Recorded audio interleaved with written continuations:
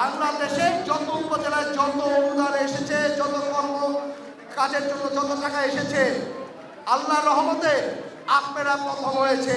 এটা নির্ভয়া প্রথম হয় নাই, এটা হয়েছে রূপগঞ্জবাসী প্রথম হয়েছে ইনশাল্লাহ।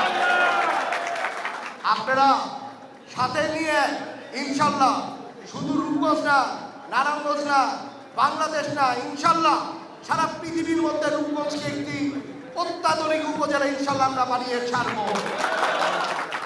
আজকে আপনাদের মাঝখানে আমি কয়েকটা কথা বলে যাই। আগে আমরা টিআর পেয়েছি 1,60,00,000 টাকা, কাবিকা 1,40,00,000 টাকা, চাল হয়েছে 60 মেট্রিক টন, ডিউটি 56 পান, 1% টাকা এসেছে 3,40,00,000 টাকা। মসজিদ মাদ্রাসার জন্য আমরা চেষ্টা করছি 2,70,00,000 টাকা নিয়ে আসার জন্য, আরও 50,00,000 টাকা নিয়ে আসার জন্য। আমরা তারাবোর জন্য 180 কোটি টাকা ঠিক রেখেছি, যাতে তারাবোর সামনের এই বছরেই 180 কোটি টাকা যাতে কাজ হয়। আরও 25 কোটি টাকার কাজ ইনশাল্লাহ শুরু হয়েছে।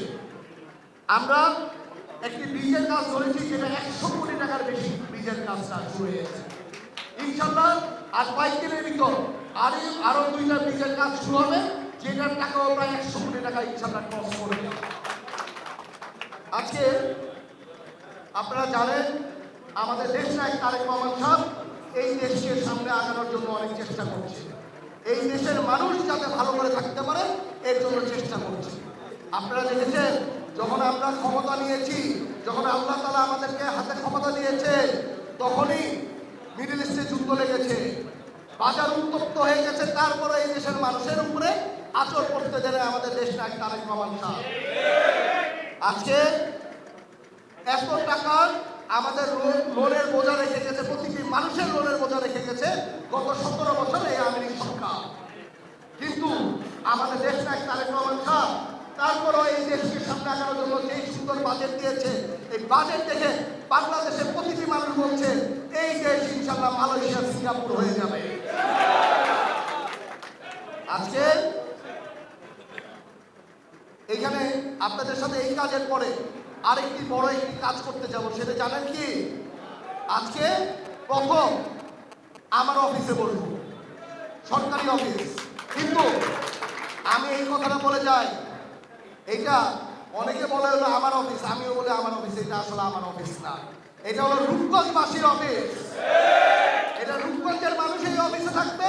এইটা হলো ঐক্যর অফিস, এটা হলো উন্নয়নের অফিস, এইটা হলো রূপগঞ্জকে সামনে আগায় নেওয়ার অফিস ইনশাল্লাহ হবে। যেই অফিসের দ্বারা রূপগঞ্জের মানুষ উন্নয়নের কাজ পাবে। আল্লাহ জানে এই অফিসের দ্বারা মানুষের, রূপগঞ্জের মানুষের সুখ দুঃখে যাতে থাকতে পারে, এবং মানুষের দুঃখে কষ করে যাতে সুখের আলো যাতে পাইতে পারে, এরকম একটি অফিস ইনশাল্লাহ হবে। যাক, আপনারা অনেক দীর্ঘ সময় ধরে বসে আছেন, আমি আর আপনাদের সময় নষ্ট করি না। আজকে এখানে যারা এসেছেন সকলকে আমি ধন্যবাদ জানাই, সকলকে অন্তরের স্তর থেকে আমি ধন্যবাদ জানাই যে ইনশাল্লাহ রূপগঞ্জে যে কোনো মিনিস্টার আসুক, যে আসুক, সারা বাংলাদেশে একটি কথা, বাংলাদেশে বিএনপির ঐক্য দেখতে গেলে রূপগঞ্জে যাও। আমাদের মধ্যে ঐক্য আছে না? ইনশাল্লাহ এমন ঐক্য দেখাবো যাতে সারা বাংলাদেশের মানুষের এখন যেমন এক্সাম্পল হিসাবে দেখায়, এই এক্সাম্পল আমরা ইনশাল্লাহ সারা জীবন ইনশাল্লাহ দেখাই যাবো রূপগঞ্জবাসী।